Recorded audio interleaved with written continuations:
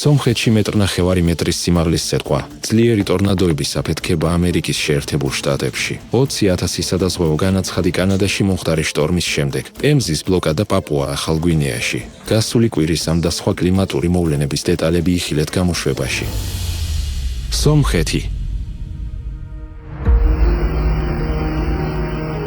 11 ივნისს ძლიერი შტორმები დაატყდა თავს სომხეთის შირაკის, ლორეს, გეღარქუნიქისა და ტაუშის ოლქებს. ყველაზე რთული ვითარება გიუმრიში შეიქმნა, სადაც ღამით უპრეცედენტო რაოდენობის სეტყვა მოვიდა. თანამგზავრული მონაცემებით ქალაქის ცალკეულ რაიონებში წვიმის ინტენსივობამ საათში 40 მმ-ს მიაღწია. სანიაღურე კანალიზაციის გამართული მუშაობის მიუხედავად, ნალექის მოცულობა იმდენად დიდი აღმოჩნდა, რომ სისტემამ ვერ გაუძლო დატვირთვას. ქუჩები და ეზოები დაიტბორა, ხოლო მრავალი ავტომობილი წყლისა და ყინულის ნაკადებმა დაბლოკა. ზოგან სეტყვის ნამქერების სიმაღლე 1.5 მეტრს მიაღწია. ქალაქში მოძრაობა პრაქტიკულად პარალიზებული იყო და კომუნალურ სამსახურებს მთელი ღამის განმავლობაში მოუჭიათ გზების გაწმენდა სატრანსპორტო მიმოსვლის აღსადგენად. იმავე დღეს უამინდობა კიდევ ერთი შემთხვევის მიზეზი გახდა. ერევანის სევანის ტრასაზე, ქალაქ ჩარენცავანის რაიონში, მეხის დაცემის შემდეგ ხიდის ნაწილი ჩამოინგრა. შედეგად 3 ავტომობილი დაზიანდა. საბედნიეროდ არავინ დაშავებულა, თუმცა ამ მონაკვეთზე მოძრაობა დროებით მხოლოდ ერთ ზოლში ხორციელდებოდა. რამდენიმე დღით ადრე ძლიერმა სეტყვამ სერიოზული ზიანი მიაყენა ლორეს ოლქს. 6 ივნისს სტეფანავანის თემში მოვიდა ძლიერი სეტყვა, რომელიც ზოგან ქათმის კვერცხის ზომას აღწევდა.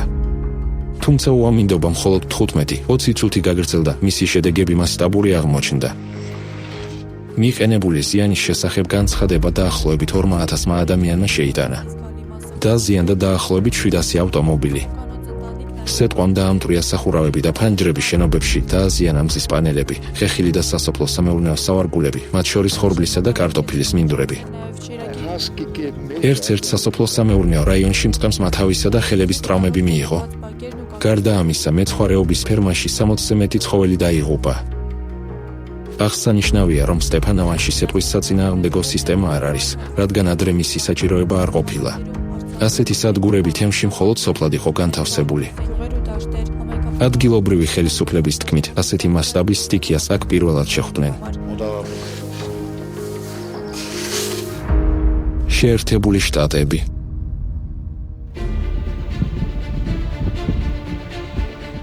11 ივნისს ძლიერმა ჯექა ქუხილის სისტემებმა ამერიკის შუა დასავლეთის რამდენიმე შტატში ერთდროულად ჩაიარა და იქ ტორნადოების მძლავრი აფეთქება გამოიწვია. ეროვნული მეტეოროლოგიური სამსახურის მონაცემებით დადასტურდა სულ მცირე 42 ასეთი მოვლენა. ყველაზე გამანადგურებელი ილინოისსა და ინდიანაში მომხდარი გრიგალები აღმოჩნდა. იგებს 3 კატეგორიის ტორნადო დაატყდა თავს ქალაქ სტრიტორს ილინოისის შტატში. ადგილობრივი ხელისუფლებისა და მედიის ცნობით დაზარალდა მინიმუმ 79 სახლი, მათგან 44-მა მძიმე დაზიანება მიიღო ან სრულიად დაინგრა. 7 ადამიანი დაშავდა, მათგან 4 სასწრაფო დახმარების სამსახურებმა საავადმყოფოში გადაიყვანეს. კიდევ ერთმა ძლიერმა ტორნადომ გადაუარა დაბა უოშბერნს. მას იგებს 3 კატეგორია მიენიჭა, ქარის სიჩქარემ კი საათში თითქმის 250 კილომეტრს მიაღწია. გრიგალმა სახურავები ჩამოგლიჯა და სახლების კედლები ჩამოანგრია, ხეებისგან კი მხოლოდ ღეროები და მსხვილი ტოტები დარჩა.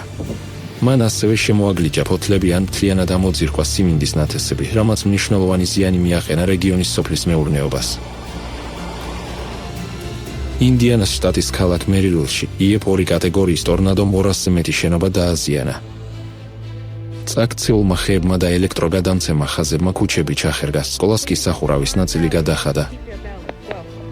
უფრო მძლავრმა გრიგალმა იგებს 3 კატეგორიის პორტერისა და ლაპორტის ოლქებზე გადაიარა.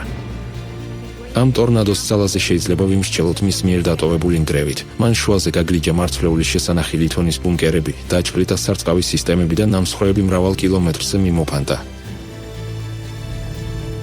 12 ივნისს დღისით სტიქიის გავლის შემდეგ ილინოისში ელექტროენერგიის გათიშვის თითქმის 180,000 შემთხვევა დაფიქსირდა.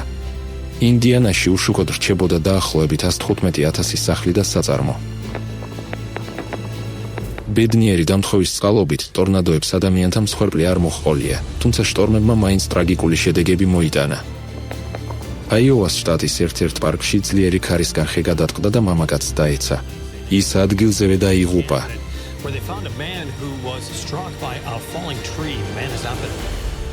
პაპუა-ახალი გვინეა. ერთ-ერთ წინა გამოშვებაში ჩვენ ვსაუბრობდით ბისმარკის ზღვაში, პაპუა-ახალი გვინეის სანაპიროსთან წყალქვეშა ვულკანის, ტიტან რიჯის ამოფრქვევის დაწყების შესახებ. მისი უწყვეტი აქტივობიდან ერთი თვის შემდეგ შედეგები უკვე სერიოზულად აისახა ადგილობრივი მოსახლეობის ცხოვრებაზე. 8 ივნისისთვის პემზის გაკინული ფოროვანი ვულკანური ქანის გიგანტურ მატივებმა დაძლიეს რა დაახლოებით 125 კილომეტრი მიაღწიეს კუნძულოვანი პროვინციის მანუსის სანაპიროებს. კუნძულების გარშემო ზღვა თითქოს გაქვავდა. 10 ივნისისთვის პემზის ფენის სისქემს სანაპიროს ზოგიერთ მონაკვეთზე 2-3 მეტრს მიაღწია. სანაპირო სოფლების სრულიად ბლოკირებული აღმოჩნდა, იქ ჰუმანიტარული კატასტროფა მწიფდება. უპირველეს პრობლემას საკვებისა და წყლის უქონლობა წარმოადგენს. ზღვაში ბანაობა შეუძლებელი გახდა, ამიტომ ხალხი იძულებულია დასაბანად სასმელი წყალი გამოიყენოს, რომლის მარაგებიც იწურება.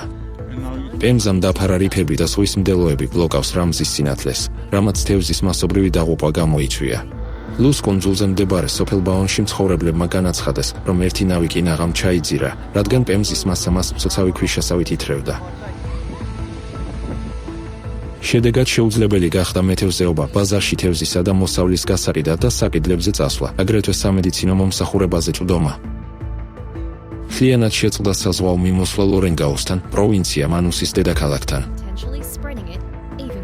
რაბაულის ობსერვატორიის მონაცემებით 4-დან 9 ივნისის ჩათვლით ვულკან ტიტან რიჯის აქტივობა მიკლო, მაგრამ არ შეწყვეტილა, ხოლო სითბური ანომალიები პირიქით გაძლიერდა.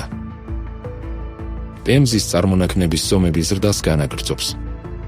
ერთ-ერთმა მათგანმა 5 კილომეტრს მიაღწია სიგრძეში, 3 სიგანეში და დაახლოებით 5 მეტრს სიღრმეში.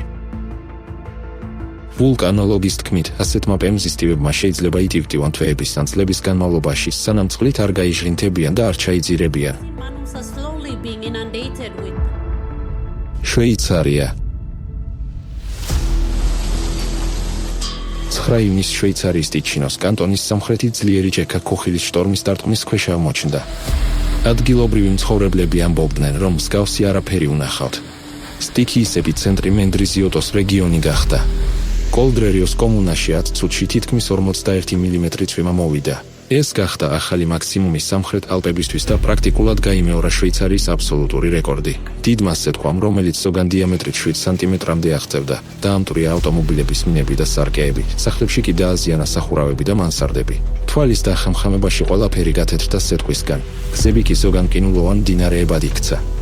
პალერნას კომუნაში ავტომობილები გაჭირვებით გადაადგილდებოდნენ დატბორილ ქუჩებში. განსაკუთრებით ძლიერად დაზარალდა სოფლის მეურნეობა. სერიოზული ზიანი მიადგა ვენახერს, დაზიანდა ვაზი და მომავალი მოსავლის ნაწილი.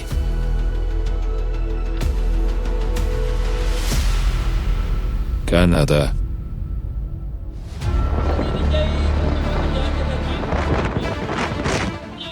ივნისს მძლავრი შტორმული სისტემა დაატყდა თავს კანადის მანიტობის პროვინციას, რამაც გამოიწვია მასშტაბური წყალდიდობები, დიდი სეტყვა, გამანადგურებელი ქარები და ტორნადო. მეტეოროლოგების თქმით, ეს იყო უამინდობის ერთ-ერთი ყველაზე ძლიერი აფეთქება ბოლო 10 წლეულების განმავლობაში. განსაკუთრებით დაზარალდა პროვინციის სამხრეთი ნაწილი. ქალაქ დელორენის რაიონში დაფიქსირდა ქარის აფეთქებები 130 კილომეტრამდე საათში. სტოუნმოლში სულ რაღაც 10 საათში მოვიდა დაახლოებით 250 მილიმეტრი ნალექი. ქალაქის მერმა ამ თავსხმა-წვიმას უპრეცედენტო უწოდა. წყალმა დატბორა საცხოვრებელი სახლები, საწარმოები და გზები, ხოლო მრავალი ტრასა მჩქეფარე ნაკადებმა ნაწილობრივ წალეკა. სერიოზულად დაზარალდა პროვინციის უდიდესი ქალაქიც, ვინიპეგი. ბევრ რაიონში ჩამდინარე წყლების შენობების სარდაფებში შევარდა. გადაუღებელი ჯექა ქუხილისა და ინტენსიური ელვის გამო ათობით ავიარეისი გაუქმდა ან გადაიდო.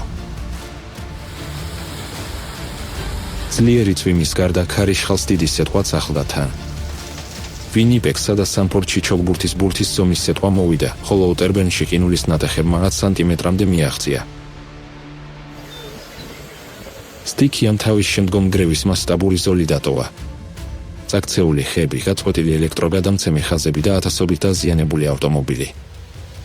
სახელმწიფო სადაზღვევო კომპანია Manitoba Public Insurance განაცხადა, რომ შტორმიდან სულ რაღაც რამდენიმე დღის განმავლობაში დაახლოებით 20,000 სადაზღვევო განაცხადი მიიღო, რაც ორგანიზაციის მთელ ისტორიაში შესაძლოა აბსოლუტური რეკორდი გახდეს.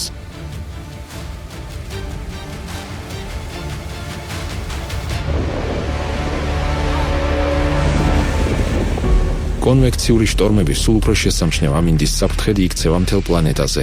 სულ უფრო ხშირად ცნობებში ფიგურირებს არა უბრალოდ ჯექა ქუხილი, არამედ სუპერუჯრედები, რომლებიც გამანადგურებელ ნაკადებს, ექსტრემალურ თავსხმაწვიმებს, დიდ სიტყვასა და ტორნადოებს იწვევს. და ასეთი მოვლენების შედეგები უკვე იმაზე სწრაფად იზრდება, ვიდრე ქალაქები და ინფრასტრუქტურა მათთან ადაპტირებას ასწრებს. ამ ცვლილებების ერთ-ერთ ყველაზე თვალსაჩინო მარკერად დიდი სიტყვა იქცევა.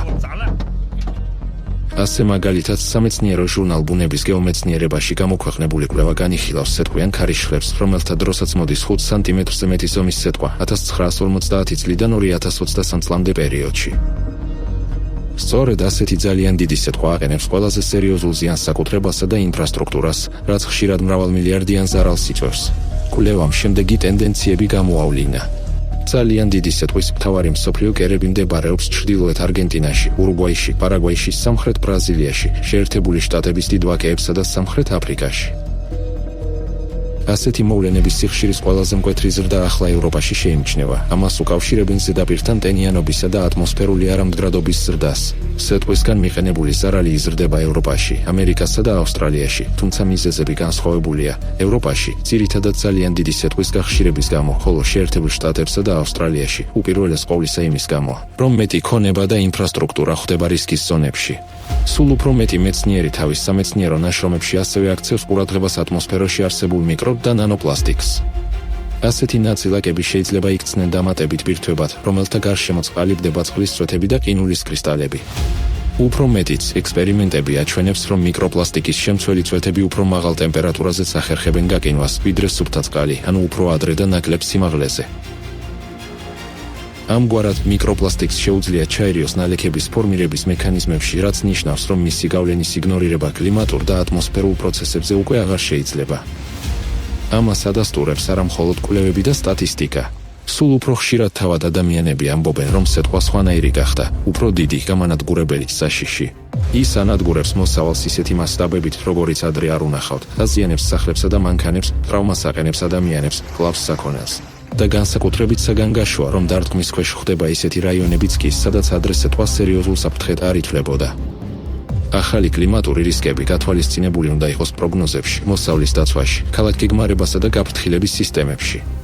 მეცნიერებს კი მოუწევთ უფრო ღრმად შეისწავლონ ეს მექანიზმები და იპოვონ გზები პლანეტის კლიმატურ ბალანსზე მიკრო და ნანოპლასტიკის გავლენის გასანეიტრალებლად.